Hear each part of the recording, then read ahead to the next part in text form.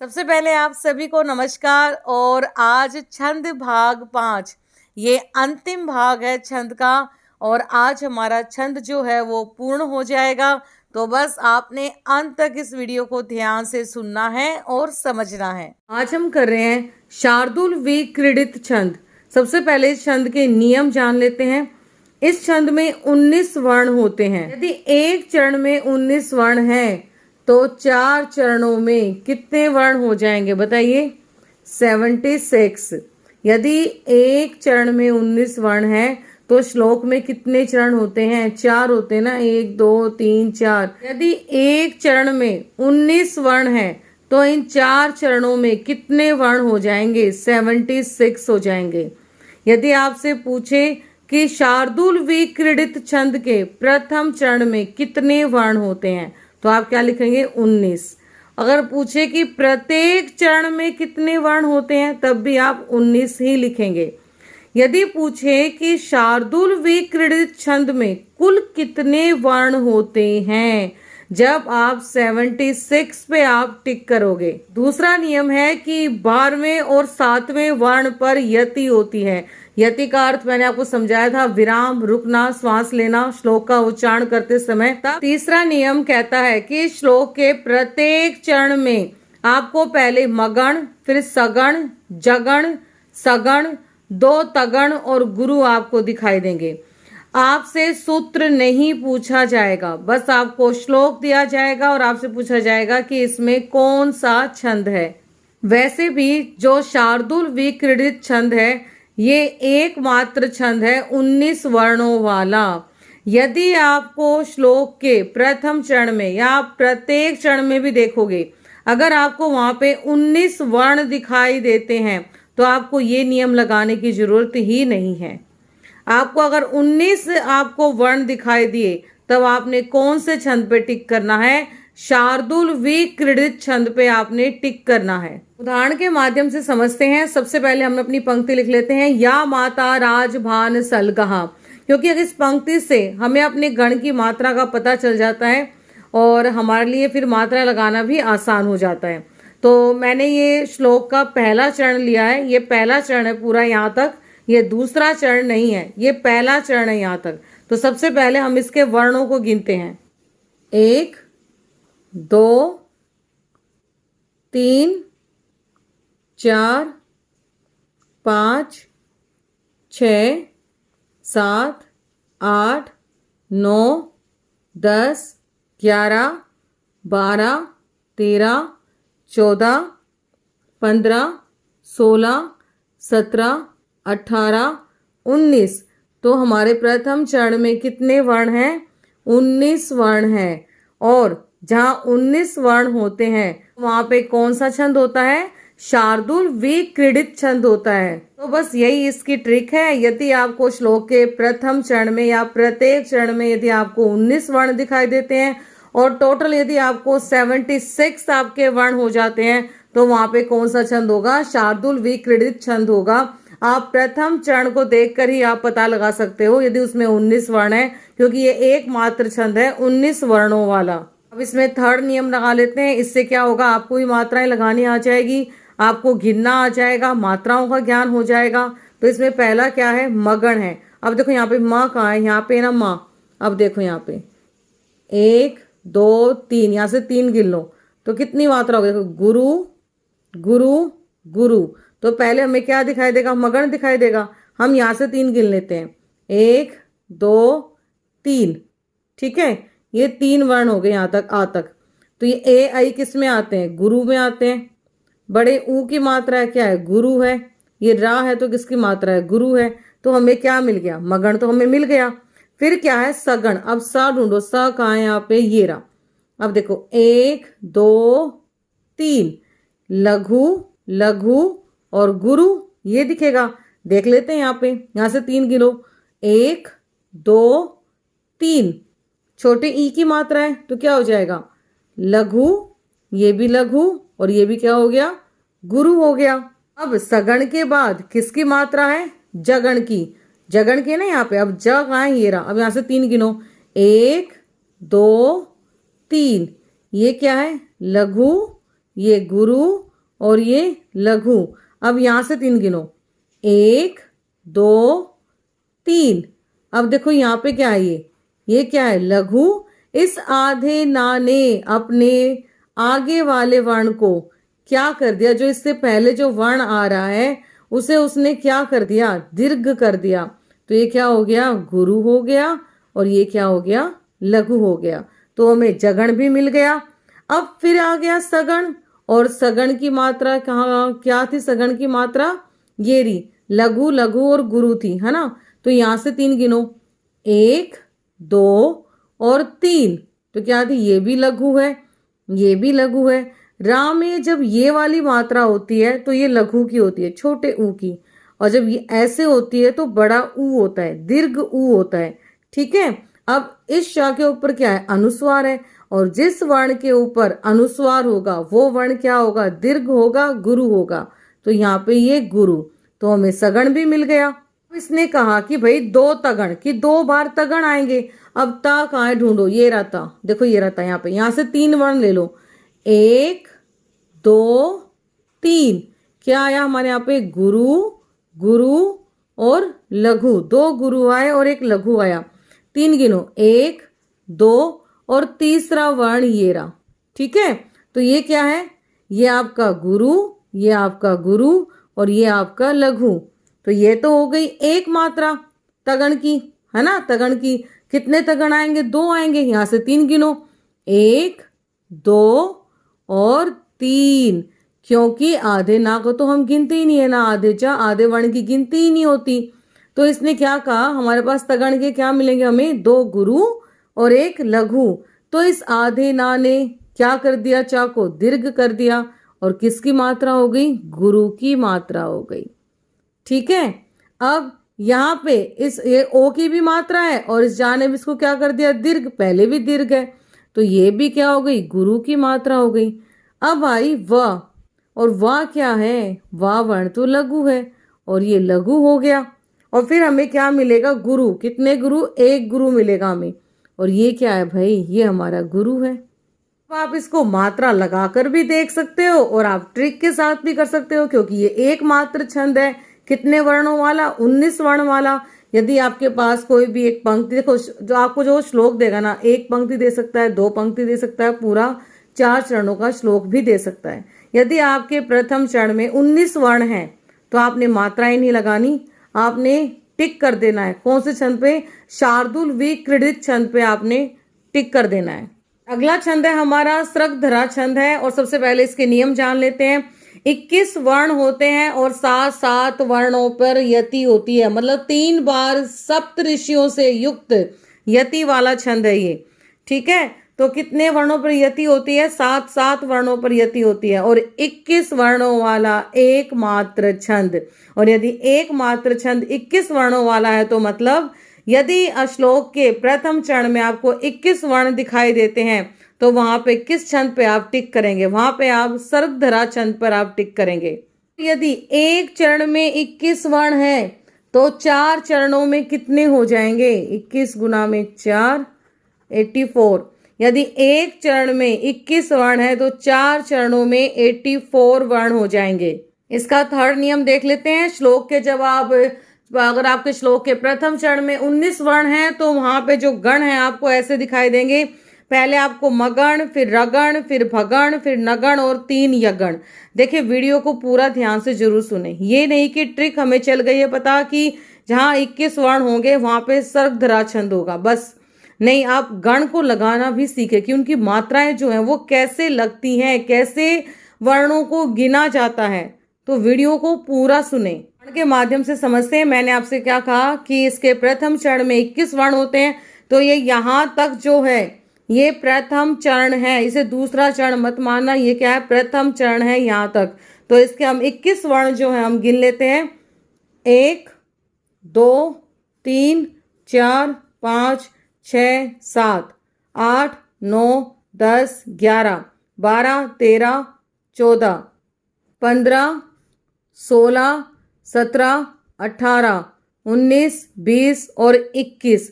तो कितने वर्ण हैं, 21 वर्ण हैं। और 21 वर्णों वाला छंद कौन सा होता है, सर्गधरा छंद होता है, आपने टिक कर देना है।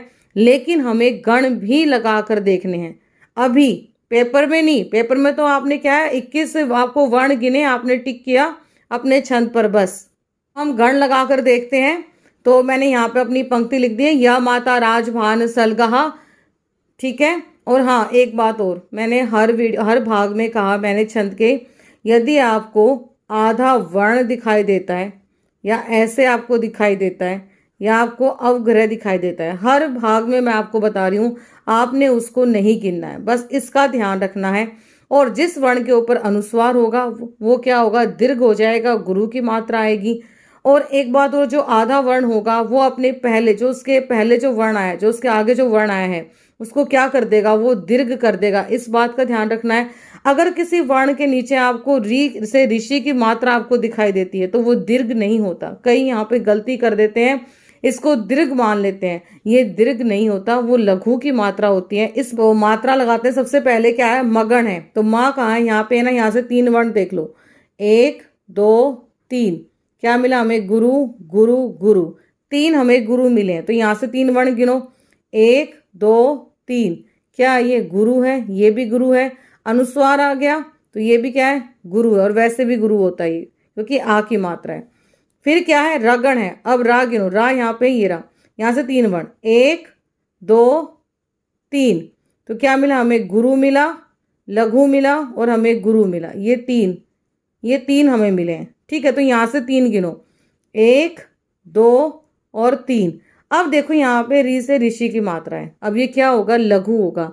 लेकिन ये जो आपको ता के ऊपर जो ये दिख रहा है ना आपको, क्या होता है, ये आधा ता होता है, कि एक आधा ता है एक पूरा ता है ना। तो ये जो आधा ता है ये अपने आगे वाले वर्ण को क्या कर देगा, दीर्घ कर देगा। और यहाँ पे किसकी मात्रा आएगी, गुरु की मात्रा आएगी। और ये कौन सा है, लघु की मात्रा है। और ये इस पे किसकी मात्रा है, गुरु की मात्रा है, ठीक है। हमारा मगन भी हो गया, रगण भी। अब क्या है, भगण। अब देखो फिर भगण भाग आए, यहाँ से 3 वर्ण गिन लो, 1 2 3, क्या मिला हमें, गुरु लघु लघु। अब देखो यहाँ 3 गिनो, 1 2 और 3। अब ना के ऊपर क्या है, अनुस्वार है। और पा भी जो है वैसे भी ये क्या हो रहा है, गुरु हो रहा है। और पा जो आधा पा है वो अपने क्या करता है, आगे वाले वर्ण को क्या कर देता है, दीर्घ कर देता है। तो ये क्या हो गया, ये तो गुरु हो गया। और ये रा क्या है, लघु है। और ये श क्या है, ये भी लघु है। तो हमें भगण भी मिल गया। अब है नगण। अब नगण देखो, ना कहाँ है, ये रहा, यहाँ से गिने 1 2 और 3। अब देखे लघु लघु लघु। अब गिनो यहाँ से 1 2 3, लघु लघु लघु। ध्यान से देखिए कैसे मात्रा लग रही है। हमें नगण भी मिल गया। अब हमें क्या मिलेंगे, 3 यगण हमें दिखाई देंगे। तो 3 यगण देख लेते हैं। यहाँ से पहले यगण की मात्रा देखते हैं, यह कहाँ है, यहाँ पे ये रहा, यह सबसे आगे। गिनो 1 2 3, तो क्या आ रही है, लघु गुरु गुरु। 1 लघु और 2 गुरु की मात्रा आ रही है। कितनी बार यगण आएगा, 3 बार। तो देखो यहाँ पे 1 2 और ये हमारा 3 है, ठीक है। तो ये क्या है, लघु, ता के ऊपर क्या है, अनुस्वार। तो क्या हो जाएगा हमारा, ये हमारा गुरु हो जाएगा। आधा ना जो है आगे वाले वर्ण को क्या कर देगा, दीर्घ कर देगा। और ये भी क्या हो गया, गुरु। तो 1 यगण तो हमें मिल गया। अब एक और यगण देखते हैं, 1 2 3। या क्या है, लघु, माँ क्या है, गुरु, ना क्या है, गुरु। में 2 यगण हमें मिल चुके हैं, हमें एक और यगण देखना है। तो 1 2 और 3। अब यहाँ पे क्या है, छोटे ऊ की मात्रा, तो क्या है, लघु, ये क्या है, गुरु, और ये क्या है, गुरु। हमने गण भी लगा के देख लिए, हमें गण की मात्रा भी लगानी आ गई। और हमें ये भी चल गया पता, यदि एक चरण में, यदि प्रथम चरण में या पहले चरण में यदि 21 वर्ण है तो वहां पर कौन सा छंद है, वहां पे सर्गधरा छंद है। एक बात और, आपको ये कौमे दिखाई दे रहे हैं, मैंने यहाँ पे क्यों लगाए हैं, क्योंकि मैंने क्या कहा था, इसमें 7 वर्णों पर यति होती है। देखो गिन लो, 1 2 3 4 5 6 7। 7 के बाद क्या आ गया, कोमा, मतलब यहाँ पे श्वास लेना है आपने। अब देखो 1 2 3 4 5 6 7, मतलब यहाँ पे भी आपको रुकना है।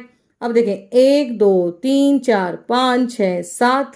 अब तक हमने जितने भी छंद किए हमने वर्णिक छंद किए, जिसमें हमने वर्णों को गिना। अब हम करेंगे मात्रिक छंद, और मात्रिक छंद केवल एक ही है, आर्या छंद। तो सबसे पहले इसकी नियम देखते हैं। तो इसने ये कहा कि आर्या छंद में आपको पहले और तृतीय चरण में 12-12 मात्राएं दिखाई देंगी। अब देखो एक श्लोक में 4 चरण होते हैं, 1 2 3 4।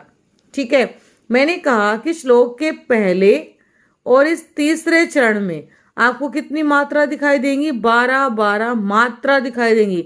मैंने वर्ण नहीं बोले आपको, मैंने क्या बोला है? मात्रा। मात्रा दिखाई देंगी। फिर द्वितीय चरण में, मतलब दूसरे चरण में आपको कितनी मात्रा दिखाई देंगी? 18 मात्रा दिखाई देंगी। और चतुर्थ चरण में आपको 15 मात्रा दिखाई देंगी। दोबारा देखें, पहले और तीसरे चरण में आपको 12-12 मात्राएं दिखाई देंगी, दूसरे चरण में आपको 18 मात्रा दिखाई देंगी, और चौथे चरण में आपको 15 मात्राएं दिखाई देंगी। अब चलो उदाहरण के माध्यम से हम समझते हैं। ये एक श्लोक दिया गया है जिसके 4 चरण हैं, 1 2 3 4, 4 चरण हैं। मैंने आपको कहा कि पहले और तीसरे चरण में आपको 12 मात्रा दिखाई देंगी। वर्ण नहीं है, क्या दिखाई देंगी? मात्रा। और मात्रा कौन सी होती है? एक लघु की मात्रा होती है और एक गुरु की मात्रा होती है। तो गुरु की क्या है? आपने गुरु को 2 गिनना है और लघु को आपने 1 गिनना है। गुरु को कितना गिनोगे? 2, और लघु को आप कितना गिनोगे? 1। मतलब लघु की मात्रा को 1 गिनोगे और गुरु की मात्रा को आप 2 गिनोगे। देखो यहाँ पे श्लोक दिया गया है, कोई वर्ण नहीं गिनने। आपने लघु और गुरु की सिर्फ क्या लगानी है? मात्रा लगानी है। अब आ है तो क्या है? ये गुरु है, ये लघु है, ये गुरु है, सॉरी ये क्या है? ये भी क्या है? लघु है ये। ठीक है, और ये ओ औ किस में आते हैं? गुरु में। और ये आ की मात्रा आ गई तो ये भी क्या है? गुरु है। और हलंत वर्ण की कोई गिनती नहीं होती। कट किया। इसमें छोटे ई की मात्रा, तो ये क्या है? लघु है, ये भी लघु है, और इसके ऊपर अनुस्वार है तो ये क्या है? गुरु है। और वैसे भी ये गुरु होता है, इसमें आ की मात्रा है। अब आपने क्या करना है? इन मात्राओं को गिनना है। क्या हमारे प्रथम चरण में 12 मात्रा है? अब मैंने आपको क्या कहा था कि गुरु को आपने 2 गिनना है और लघु को 1 गिनना है। तो गिनो यहाँ पे 2 3 4 5 6 7 8 9 10 11 12। तो कितनी मात्रा होगी इसमें? 12। अब हम तीसरा चरण भी करके देखते हैं कि मैंने क्या कहा था कि पहले और तीसरे चरण में 12 मात्रा होती हैं। तो यहाँ भी देखते हैं। देखो यहाँ पे ये क्या है? लघु लघु लघु लघु लघु। और यहाँ पे ये संयुक्त वर्ण हो गया। अक्षय किससे बना? क और श से। तो आधा क जो है अपने आगे वाले वर्ण को क्या कर देगा? दीर्घ कर देगा। तो यहाँ पे किसकी मात्रा आएगी? गुरु की, और ये लघु की, ये गुरु की, और ये भी गुरु की। अब इन मात्रा को हम काउंट करते हैं। तो 1 2 3 4 5 6 7 8 9 10 11 12। तो इसमें कितनी मात्रा आएगी? 12 मात्रा। अब मैंने कहा कि द्वितीय चरण में आपको 18 मात्रा दिखाई देगी। तो देखो यहाँ पे लघु गुरु लघु। अब आधा ना जो है आगे वाले वर्ण को क्या कर देगा? दीर्घ कर देगा। तो गुरु और ए ऐ में क्या कौन सी मात्रा होती है? गुरु की। और ये प्र, तो र जो है अपने आगे वाले वर्ण को दीर्घ कर देगा, वही वैसे भी दीर्घ है। अब पा क्या है हमारा? लघु, और ये क्या है हमारा? गुरु, और ये भी लघु। अब ये ज्ञ संयुक्त वर्ण आ गया। अब ये क्या करेगा? ये अपने आगे वाले वर्ण को क्या कर देगा? दीर्घ कर देगा, क्योंकि संयुक्त वर्ण है। तो यहाँ पे क्या हो जाएगा? यहाँ पे हो जाएगा गुरु, और यहाँ भी गुरु, और इस ना में क्या है? लघु, और आधे वर्ण की कोई गिनती नहीं। चलो अब इनकी गिनती करते हैं। क्या ये सही है? मैंने सही मात्रा लगाई है इसमें, देखो। हाँ, वेरी गुड, आप समझ गए कि आधा माँ है हलंत का, तो ये अपने आगे वाले वर्ण को क्या कर देगा? दीर्घ कर देगा। तो यहाँ पे किसकी मात्रा आएगी? यहाँ पे आएगी गुरु की मात्रा आएगी, क्योंकि इसकी अपनी कोई मात्रा नहीं होती। आधा वर्ण अपने आगे वाले वर्ण को क्या कर देता है, दीर्घ कर देता है। तो अब यहाँ से गिनो आप, मात्रा को गिनते हैं हम, 1 2 3 4 5 6 7 8 9 10 11 12 13 14 15 16 और 17 18। कितने वर्ण, कितनी मात्राएं आ गई हमारी, 18। ऐसे आपने मात्राओं को गिनना है। लघु की मात्रा को 1 और गुरु की मात्रा को आपने 2 गिनना है। ठीक है, अब हम चौथा चरण देखते हैं इसका। चौथे चरण में कितनी मात्राएं होंगी, 15 मात्राएं होंगी। तो लगाओ भाई, आधाता अपने आगे वाले वर्ण को क्या कर देगा, उसको दीर्घ कर देगा। वैसे भी दीर्घता है तो गुरु की आ गई, गुरु। फिर ये माँ, भाई इससे बाद क्या, आधा ना, आधा ना क्या करेगा, अपने आगे वाले वर्ण को दीर्घ कर देगा। तो यहाँ भी गुरु और यहाँ पे क्या है, लघु। अब देखो आपको मात्राएं आ रही ना यहाँ पे, कि मात्राओं को कैसे लगाओगे। इसलिए मैंने छंद में आपको जितने भी भाग मैंने आपको कराए, उसमें प्रत्येक छंद की मैंने आपको ट्रिक भी बताई, और मैंने आपको गण की मात्रा भी आपको लगा के दिखाई, ताकि आपको गिनना आए और मात्रा आपको लगानी आए। अब देखो यहाँ पे, अब ये प है और ये रा। तो ये प जो है आधा है ना, तो ये अपने आगे वाले इस वर्ण को क्या कर देगा, दीर्घ कर देगा ना। इसके आगे ये वर्ण है तो यहाँ पे किसकी मात्रा हो जाएगी, अब यहाँ पे गुरु की मात्रा होगी।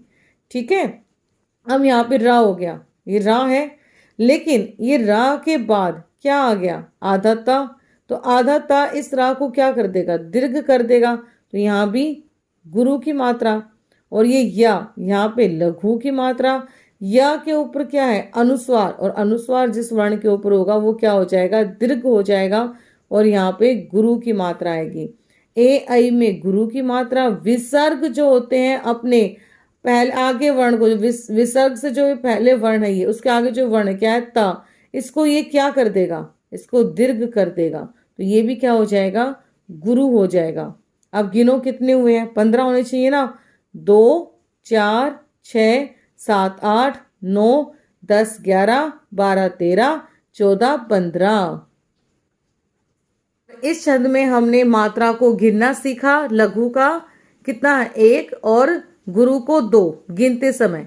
ठीक है, अब कई बार आपसे पूछ लेता है कि भाई आर्या छंद में प्रथमा और तृतीय चरण में कितनी मात्राएं लगती है। आपसे ये भी पूछ सकता है कि आर्या छंद के चतुर्थ चरण में कितनी मात्राएं लगती हैं। तो ये भी आपसे क्वेश्चन पूछ सकता है, तो आपने इनकी मात्राओं का ध्यान रखना है। और अभी जो आगे मैं आपको अब छोटी सी रिवीजन कराऊंगी। हमने जितने भी छंद सीखे हैं ना उनकी, अगर आपने नोट्स बना रहे हो तो, क्योंकि ये लास्ट आपका छंद है आर्या छंद, इसके बाद जितने अगर आपने यहाँ तक नोट्स बनाए हैं तो इसके बाद आपने उस छोटी सी रिवीजन को जरूर लिखना है, वो काफी हेल्प करेगी आपकी। तो ये छोटी सी पुनरावृत्ति है, हमने जितने भी हमने छंद किए हैं। तो सबसे पहले ये वर्णिक छंद है, अनुष्टुप छंद। अनुष्टुप छंद के प्रत्येक चरण में 8 वर्ण होते हैं, और चारों चरणों में टोटल कितने हो जाएंगे, 32 वर्ण।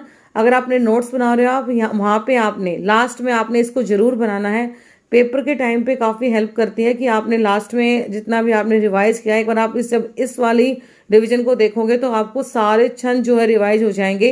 जैसे ये छंद है इंद्र वज्रा, उपेंद्र वज्रा, उपजाति छंद। तो इन तीनों ही छंद में कितने वर्ण होते हैं, 11।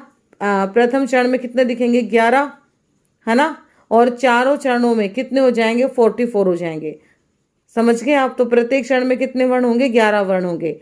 इंद्र वज्रा जो छंद होगा उसका पहला वर्ण क्या दिखाई देगा, गुरु। आपको उसका पहला वर्ण आपको गुरु दिखाई देगा। तो वहां पे कौन सा छंद होगा, इंद्र वज्रा छंद होगा। फिर उपेंद्र वज्रा का पहला वर्ण आपको क्या दिखाई देगा, लघु दिखाई देगा। और उपजाति छंद जो है वो इंद्र और उपेंद्र वज्रा दोनों ही छंदों का, इंद्र वज्रा और उपेंद्र वज्रा का दोनों छंदों का मिश्रित क्या है, उपजाति छंद है। मतलब आपको वहां पे आपको तीन चरण में आपको उपेंद्र वज्रा और एक चरण में आपको इंद्र वज्रा दिख सकता है। ये भी हो सकता है कि आपको 3 चरणों में इंद्र वज्रा दिखाई दे और एक चरण में उपेंद्र वज्रा दिखाई दे, या 2 चरणों में इंद्र वज्रा और 2 चरणों में आपको उपेंद्र वज्रा दिखाई दे। वहां पे कौन सा छंद होगा, वहां पे उपजाति छंद होगा। अब आगे देखें, वंश स्थ, भुजंग प्रियात और द्रुत विलंबित, इन तीनों ही छंद में कितने वर्ण होते हैं? इन तीनों छंदों में 12 वर्ण होते हैं। ध्यान रखें, वंशस्थ, भुजंग प्रियात, द्रुत, विलंबित, इन तीनों ही छंदों में कितने वर्ण होते हैं? 12 वर्ण होते हैं प्रत्येक चरण में, और चारों चरणों में कितने हो जाएंगे? 48। और वंशस्थ में क्या होगा? पहला जो गण है आपको जगण दिखाई देगा, भुजंग प्रियात में आपको पहला गण यगण दिखाई देगा, और द्रुत विलंबित छंद में आपको पहला गण जो है वो नगण दिखाई देगा। ये इसकी ट्रिक है। आगे देखें, शिखरणी और मंदाक्रांता, इन दोनों ही छंद में कितने वर्ण होते हैं? 17 वर्ण होते हैं। शिखरणी और मंदाक्रांता, इन दोनों ही छंद में 17 वर्ण होते हैं। पहचान क्या है? शिखरणी छंद में पहला वर्ण, प्रथम चरण का पहला वर्ण या चारों ही चरणों का पहला वर्ण आपको लघु दिखाई देगा, और मंदाक्रांता छंद में चारों ही चरणों में पहला वर्ण आपको गुरु दिखाई देगा। तो ये इसकी पहचान है। ये 4 छंद जो हैं ये वे हैं जो अपने अपने वर्ण के एकमात्र छंद हैं। जैसे शिखरणी और मंदाक्रांता था तो ये क्या थे? 17 वर्ण थे, दोनों में ही 17 वर्ण थे। और इंद्र वज्रा, उपेंद्र वज्रा, उपजाति, इन तीनों ही छंद में कितने वर्ण थे? 11 वर्ण थे। और वंशस्थ, भुजंग प्रियात और द्रुत विलंबित, इन तीनों छंदों में कितने वर्ण थे? प्रत्येक चरण में 12 वर्ण थे। लेकिन ये जो 4 छंद है, वसंत, तिलका, मालनी, शार्दुल, विक्रीडित और स्रग्धरा, इन चारों ही छंद जो है ये अपने अपने वर्ण के एकमात्र छंद है। जैसे वसंत तिलका में 14 वर्ण हैं, सिर्फ वसंत तिलका में। अगर आपको 14 वर्ण जहां दिखाई देते हैं वहां पे आपने क्या करना है? वसंत तिलका छंद को टिक करना है। जिस श्लोक में आपको 15 वर्ण आपको दिखाई देते हैं वहां पे आपने मालिनी छंद को आपने टिक करना है। और जहां आपको 19 वर्ण दिखाई देते हैं जिस श्लोक के प्रत्येक चरण में या प्रथम चरण में, प्रत्येक चरण में ही अगर आपको पहला चरण दिया है तो उस प्रथम चरण में यदि आपको 19 वर्ण दिखाई देते हैं तो वहां पे कौन सा छंद होगा? शार्दुल, विक्रीडित छंद होगा वहां पे। और जहां 21 वर्ण होंगे वहां पे स्रग्धरा छंद होगा। तो ये एकमात्र अपने अपने वर्णों वाले छंद हैं। और यहाँ तक जो थे आपके सारे वर्णिक छंद थे। अब आपका मात्रिक छंद एक ही है, आर्या छंद, और इसमें मात्राओं को गिनना है। और इसके पहले और तीसरे चरण में आपको 12 मात्रा दिखाई देंगी। मैंने यहाँ पे वर्ण लिख दिया है, ये वर्ण नहीं है, यहाँ पे आपको मात्रा दिखाई देंगी। क्या दिखाई देंगी? मात्रा। इसको मैं राइट कर देती हूँ। क्या दिखाई देंगी? मात्रा। मतलब पहले और तीसरे चरण में आपको 12 मात्रा दिखाई देंगी, और दूसरे चरण में आपको 18 मात्रा दिखाई देंगी, और चौथे चरण में आपको 15 मात्रा दिखाई देंगी। इसको कट मैंने कर दिया है। और इस छोटी सी पुनरावृत्ति से हमने सभी छंदों को दोहरा लिया है। आपने इस पुनरावृत्ति को अपने नोट्स में आपने इसको भी ऐड करना है, आपने इस पुनरावृत्ति को भी लिखना है, जिससे क्या होगा कि आपको सारे छंद जो हैं वो रिवाइज हो जाएंगे। यदि आपको वीडियो अच्छी लगी है तो इस वीडियो को लाइक करें, सब्सक्राइब करें और शेयर करें। धन्यवाद।